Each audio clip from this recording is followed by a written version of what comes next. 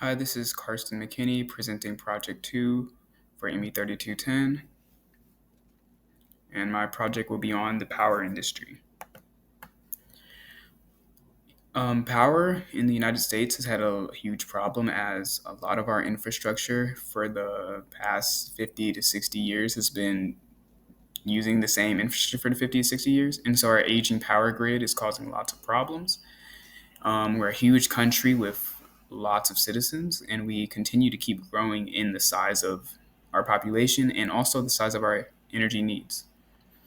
But however, due to our aging infrastructure, it's become a really big sore in our country's growth and it's caused huge losses in our economy.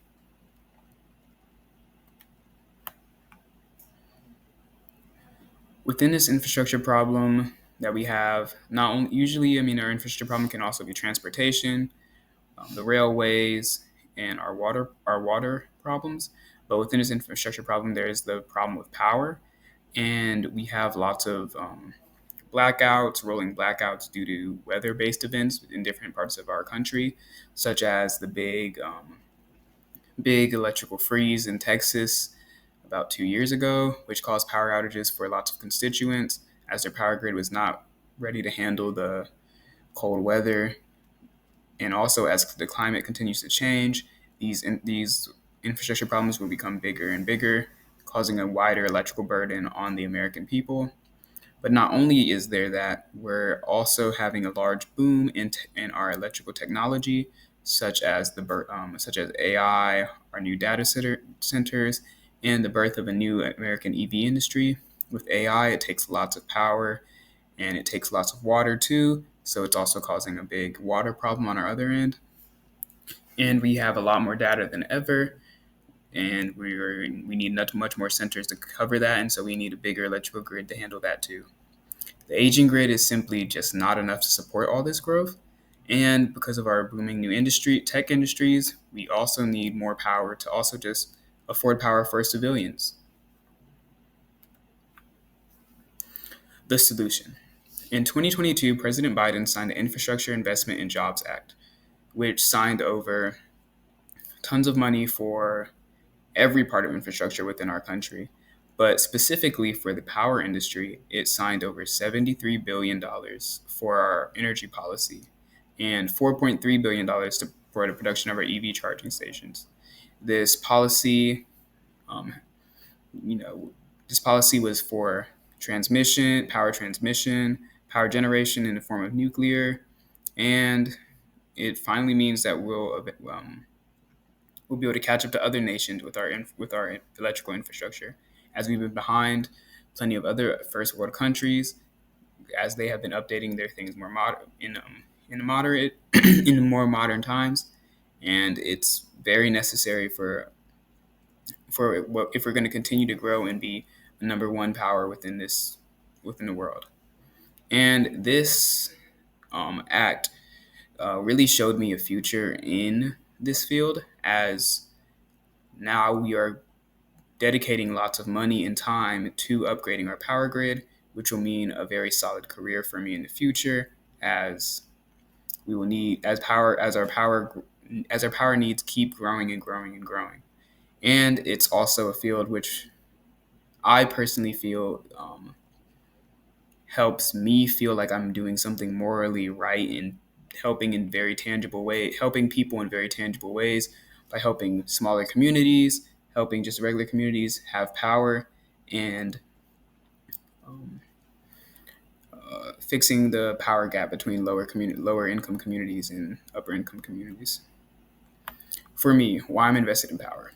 In my last internship, I designed for an electrical switch company, and I really enjoyed how many parts and projects were just within the electrical switch field.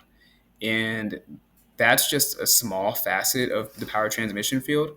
And just having that design breadth is really vital to me, as I would want a job where I feel like I'm doing plenty of different things all the time. It doesn't feel like I'm doing the same job over and over again. It feels like I'm contributing in many different ways to the world.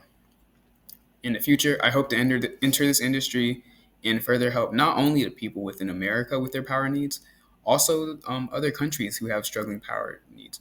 While America has blackouts, we're not one of the countries that have more frequent blackouts. Like in places like Puerto Rico, they have much more consistent blackouts, and having lack of access to power is really debilitating for not only just working people, for students. And students are the future of these countries, and they'll need the help. And also, with the boom of AI, it will be much more integral for each country to have stable power grids so they can also handle using AI, as it will be in every aspect of our lives and help in basically every single field aspects. The two parts of power I'm focusing on in this are generation. This leans on how power is created, and in much more modern systems, there's been a big shift towards green energy, as we want to lower the pollution as much as we can to halt climate change, which honestly costs more on us in the power field as the climate continues to change. So these are solar, hydro, wind, and also there's a big lean towards nuclear, as nuclear provides lots of energy for a very small amount of waste. While there was a lot of pushback in earlier years due to the dangers of it, with more modern technology, it's become much safer, and America is slowly starting to lean towards that, as stated in the infrastructure bill. And then there's transmission. This leans more towards how the power is transferred from place to place and after being generated using power lines or transformers.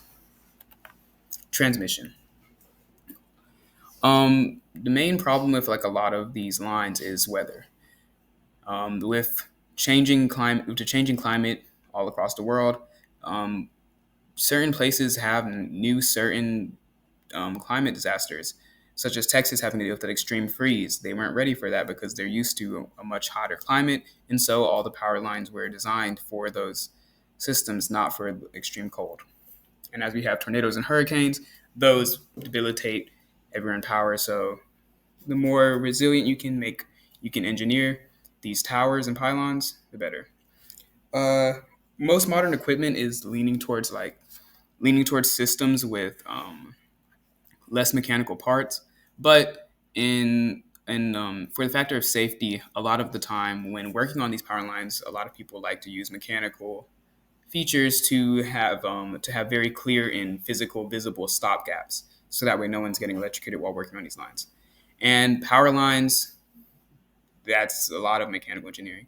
Each tower needs to have the right forces, be able to take the right amount of wind, and needs to be built efficiently and cheap, so that way we can use the money that's given to us in the best ways. Green generation, also another facet I'm very interested in. With hydro, the designing new turbines will be able to make things more efficient, and designing them for different water sources in different regions. And with new EPA regulations, kind of making things lax on runoff, it would be better to use those rivers instead of for water for hydro generation. Wind. My problem with wind generation is the size of the areas that it takes and the noise pollution. They are also very hard to maintain, so making them more resilient and easier to work would greatly help the grid. Solar. Solar takes much less mechanical engineering, but you can do it. You can use it in the supports of the panels while making you can use it by making the supports for the panels cheaper and making it easy to support them. And then there's the skills that will help me in this field. One of the things about power is that when working within these power companies, it's very easy to transfer from different processes of engineering. So I could go from being a transmission engineer to being a generation engineer to being from all these facets. And the more knowledge I gain in each field makes it easier for me to transfer stuff over to people in different fields. So I can engineer with in consideration for those other groups. Material knowledge. United States of America alone has plenty of different climates and areas, and so you have to engineer for these different areas, making metals that are a little bit more rain resistant or in dry areas, or stronger in tornado resistant areas. These will also help me greatly in these fields. And lastly, the knowledge of other engineering fields. I'm working in a mainly electrically based field, and so learning electrical engineering would greatly help me design around these things. And civil engineering would also help me when designing around buildings in certain cities. So, I mean, learning parts of both of those fields would help me greatly in my journey to try to enter this field. Thank you for your time, and this is my report.